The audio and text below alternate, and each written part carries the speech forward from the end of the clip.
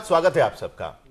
देश में देह व्यापार को कानूनी अमली जामा पहनाने की इस बहस पहले भी चलती आ रही है। इस बार यह दलील दी गई है कि इससे मानव तस्करी के बढ़ते मामले और लड़कियों को जबरन जिस्म फरोशी के पेशे में धकेलने जैसी वारदातों पर लगाम लगेगी। लेकिन कुछ वक्त की बहस के बाद यह मसला हर बार शांत हो जाता है, क्योंकि इस मसले पर भारत जैसे देश में एक राय बनाना अभी भी इतना आसान नहीं है। जिस्म फरोशी को कानूनी दायरे में लाने की बहस कोई नई नहीं है, बल्कि देश में इससे पहले भी कई बार महिलाओं पर बढ़ते अपराधों पर लगाम लगाने के नाम पर इस पेशे को कानूनी दर्जा देने की बात उठती रही है। बीते साल तो राष्ट्रीय महिला आयोग की अध्यक्ष ललिता कुमार मंगलम की अगुवाई में महिला आयोग ने सुप्रीम कोर्ट तक में वेश्यावृत्ति को वैध करार देने की वकालत कर डाली थी, जिस पर सुनवाई के दौरान दलबीर भंडारी और ए.के. पटनायक की बेंच ने सरकार से पूछा था कि जब आप कहते हैं कि यह दुनिया का सबसे पुराना पेशा है और जब आप कानून से इस पर लगाम लगाने में नाकाम साबित हो रहे हैं, तो क्यों ना इसे कानूनी मंजूरी दे दी जाए। दरअसल देश में अनैतिक व्यापार निषेध कानून 1956 के तहत वेश्यावृत्ति को अपराध माना गया है। फिर भले ही इस पेशे में महिला अपनी मर्जी से हो या फिर उसे जबरन लाया गया हो। और जब 2010 में सुप्रीम कोर्ट ने एक जनहित याचिका यौन कर्मियों के पुनर्वास के सिलसिले में दायर की गई थी, तो उसी पर सुनवाई के बाद 2011 में अदालत ने इसी अनैतिक व्यापार निरोधक अधिनियम 1956 की समीक्षा के लिए एक समिति गठित की थी, जिस पर महिला आयोग से भी राय मांगी गई थी।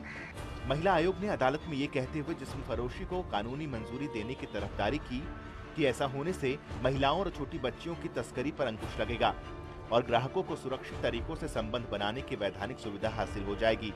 ललिता कुमार मंगलम की तरफ से पेश प्रस्ताव में तो सेक्स वर्कर्स के काम के घंटे और उनका आमदनी तक भी तय करने की बात कही गई थी, और ये दलील ऐसे वक्त में पेश की गई जब खुद महिला बाल विकास मंत्रालय का एक सर्वे में साफ हो चुका है कि देश में जिस्म फरोशी के दलदल में करीब 30 लाख महिलाएं धंस चुकी हैं।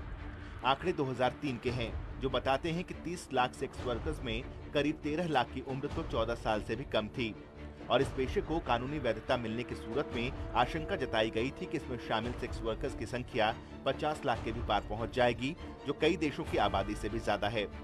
वहीं दुनिया भर की बात करें तो करीब 100 ऐसे देश हैं जहां वेश्यावृत्ति को लेकर किसी न किसी रूप में नीति तैयार की गई है।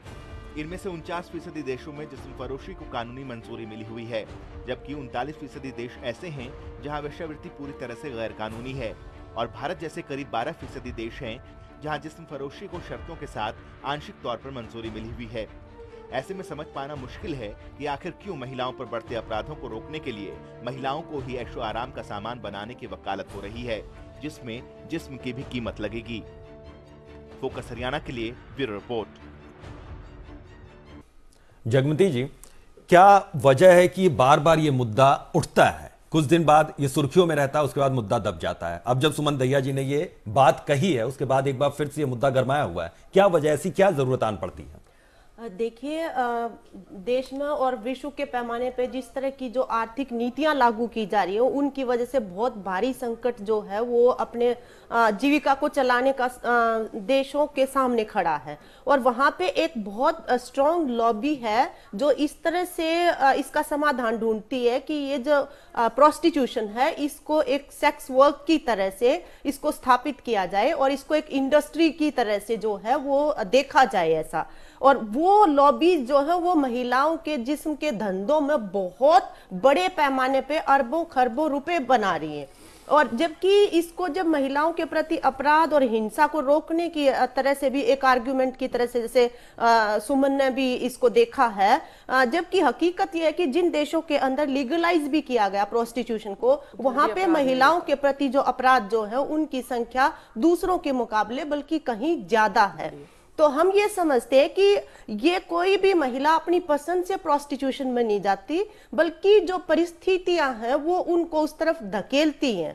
ये कोई मतलब उनकी चॉइस का काम नहीं है, बल्कि मजबूरी की वजह से आज भी हम ये देखते हैं कि जहां पे बिल्कुल जब महिलाएं जो हैं, जब बच्चे भूखे उनके सामने बिलख रहे हो, कुछ ऐसा हो, मतलब ज्यादातर जो है उस परिस्थिति के अंदर इसका शिकार होती हैं। और बहुत बड़ा हिस्सा इसमें मतलब माइनर्स का है, जहां पे ये एक आर्गुमेंट भी दिया जाता है कि ये चॉइस। तो यहां फिर यही तो समझना चाह रहा हूं कि सुमन जी फिर गलत कैसे हुई। उन्होंने कहा कि वो आंकड़े हमारे पास आ जाएंगे, रजिस्टर्ड हो जाएंगे, हम पता कर लेंगे कि नाबालिग बच्चियां कितनी हैं, कितने लोग हैं जो इसमें लिप्त हैं। अगर इसको कानूनी तौर पर एक तरह से ला दिया जाए, कानून कर दिया जाए। वो गलत इस जगह पे है कि सुमन तो अनजाने में जो आर्ग्यूमेंट जो दे रही है वो एक मतलब लोकलाइज्ड जो चीज उसके सामने आ रही है, केवल उसको देख के उनकी टिप्पणी है। उनको ये नहीं पता कि इसके अंतसूत्र जो हैं वो पूरे विश्व के पैमाने तक जुड़े हुए हैं इन समस्याओं के, जिनके ऊपर वो टिप्पणी कर रही हैं। और उनको पूरा समझे बिना कोई भी टिप्पणी मतलब अधूरे ज्ञान के आधार पे करेंगे तो वो महिलाओं की सुरक्षा के हक की बजाय उनके खिलाफ जा पड़ेगी। और वही चीज यहाँ पे हो रही है असल में। जो लोग मतलब इन धंधों से इतना पैसा बना रहे हैं, उनका लगातार सरकारों के ऊपर दबाव रहता है कि इसको जो है वो लीगलाइज किया जाए। और अभी जो हमारे एडवोकेट एक चीज और कि अगर लीगलाइज हो जाता है तो कहीं ना कहीं कुछ महिलाओं को तो फायदा मिलेगा, उनको एक सुरक्षित वातावरण मिल जाएगा, जैसा कि सुमन दहिया जी ने कहा। ये सुरक्षा और ये गरिमा के खिलाफ है असल में। अगर आप किसी के शरीर के आधार पे अगर उसको ये कहते हैं कि वो सुरक्षा और गरिमा मिलेगी, जो ILO है, इंटरनेशनल लेबर ऑर्गेनाइजेशन जो है, वो काम की जो डेफिनेशन जो देता है, मतलब वो डिसेंट वर्क जो है, डिसेंट वर्क के अंदर जो आता है वो आता है कि उस इंडिविजुअल की जो डिग्निटी, जो एक प्रोडक्टिव एक्टिविटी जो कर रहा है उसकी डिग्निटी और उसके लेबर की कीमत जो है वो उसको दी जाए। तो इसके अंदर किसी भी तरह की कोई डिग्निटी नहीं है, ये पसंद नहीं बल्कि ये मजबूरी है औरत की। ठीक है, ये जिस बात का जिक्र आपने किया है, काफी देर से कुसुम शेरवाल जी भी कुछ कहना चाह रहे हैं, जरा कुसुम जी का रिएक्शन लेते हैं, उसके बाद एक सवाल रेणु भाटिया जी से भी लेना है और रीटा कोहली जी से। जी, मैं ये सुमन दहिया जी ने जो बात आज एक अखबार में जो इनकी स्टेटमेंट आई है कि हरियाणा में एक चकला घरों को लाइसेंस देने की बात कही गई है कि हरियाणा सरकार जो है वो चकला घरों को लाइसेंस दे दें। और उन्होंने एक बात और कही थी कि जो आज बच्चे लड़कियों के साथ शरारत करते हैं, आते जाते उनके साथ छेड़खानी करते हैं या बलात्कार करते हैं, तो हमें उन बच्चों के लिए हम उनकी मानसिकता का हमें कैसे पता चलेगा। उल्टा और हम तो उनको और शय दे रहे हैं कि तुम्हारे लिए एक रास्ता खुल गया है, तुम्हारे पास एक रास्ता है और एक ऑप्शन मिल गई है कि आज तुम उनके पास जाओ और तुम अपनी हवस को पूरा कर सकते हो। लेकिन आज जो मैडम एक बात जो चकला घरों की मैं बात कर रही हूँ, आज कौन सा ऐसा, आज अगर हम लोग भी हैं, क्या हम इस चीज को एक्सेप्ट करेंगे कि हमारे आस पड़ोस में इस तरह के लाइसेंस मिल गए हों और उनको इस तरह की परमिशन मिल गई हो और हम लोगों को अच्छा लगेगा कि हमारी बहन बेटियों की वहां पर इज्जत खराब हो रही है। आज जो बयान का जो मुद्दा था वो ये था, यही चीज तो कही है सीएम साहब कुसुम जी, यही चीज तो कही है कि चल तो रहे हैं, आंखों के सामने चल रहे हैं, उसी को लीगल करिए, उनके लिए जगह मुहैया करवाई जाए, यही बात उन्होंने कही है, या फिर पूरी तरह से बैन करवाई जाए। जो जगह है वहां पे महिलाओं का जो शोषण है वो बेइंतहा है, ये स्टडीज बताती है, रिसर्च बताती है। यानी कि कानून कहीं ना कहीं कमजोर है। रीटा जी, इस पर आपकी प्रतिक्रिया चाहेंगे? कानून कहीं ना कहीं कमजोर पड़ रहा है। आज उन्होंने सीएम साहब से एक बात पूछी है कि लाइसेंस इशू करने के लिए कहा गया है कि चकला घरों को लाइसेंस इशू कर दीजिए, तो उन्होंने आज हरियाणा में आज हमारी बहन बेटियों की अगर सुरक्षा की बात करनी थी तो उनकी रोजी रोजगार के लिए आप मुद्दा उठाती, उनकी आज अगर उनकी सुरक्षा की बात करनी थी तो उनकी पढ़ाई लिखाई के लिए, उनको कारोबार के लिए आप मुद्दा उठाते कि जिससे हमारी बहन बेटियों की इज्जत सुरक्षित हो सकती। तो जो आज हमारे आज जो समस्या है वो सबसे बड़ी यही है कि पहली बात तो हम ही इस चीज के लिए मान रहे हैं कि नहीं, हमारी बहन बेटी जो है कुसुम शेरवाल जी, लेकिन सवाल तो हाँ रेणु जी मैं आता हूँ आपके पास, एक मिनट जरा। रीटा कोहली जी, मैं एक चीज जानना चाहूंगा, जगमती जी का भी एक बयान हमने सुना और कुसुम जी का भी बयान हमने सुना, आपको नहीं लगता कि हमें अपने उस सोच को बाहर निकलना होगा, उस सोच से जो रूढ़िवादी सोच हमारी है, जो जकड़ी हुई सोच हमारी है कि आज भी घृणा की नजर से इन तमाम चीजों को जिस तरह से जगमती जी भी देख रही हैं, बाकी पैनलिस्ट भी हैं, तो ऐसा नहीं लगता कि हमें अपने सोच के उस दायरे से बाहर निकलने की जरूरत है? रीटा जी। बिल्कुल सही जो आपने फरमाया, बल्कि अपनी सोच रखने से पहले मैं थोड़े से आंकड़ों पे बात करूंगी। नेदरलैंड्स एक ऐसा देश है जिसने बहुत सदियों से इसको प्रोस्टिट्यूशन को लीगलाइज किया हुआ है। 2010 के आंकड़े बताते हैं कि नेदरलैंड में जो रेप थे वो 9.2% थे अगेंस्ट 1 लाख वुमेन, 1 लाख में 9.2%। यूएसए जिसमें कि सिवाय नेवाडा के 49 स्टेट्स में प्रोस्टिट्यूशन लीगल नहीं है, वहां का रेप का दर था वो 27.3 अगेंस्ट 1 लाख के पीछे। तो अगर हम उन दो देशों के आंकड़े देखें और फिर हम अपने देश के आंकड़े देखें कि हमारे देश में रोज के रेप कितने होते हैं।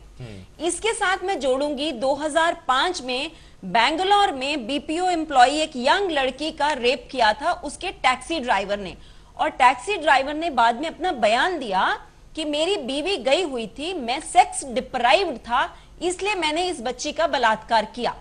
निर्भया केस जो दिल्ली में हुआ उसमें भी ऐसी ही बात आई कि ये जो सारे बस में बैठे थे, अगर शायद किसी स्टेज पे उनको ऐसी जगह मिल जाती जहां वो जाके अपना जो भी अपने आप को एंटरटेन कर सकते, तो शायद वो बेचारी बच्ची को ये सब ना झेलना पड़ता।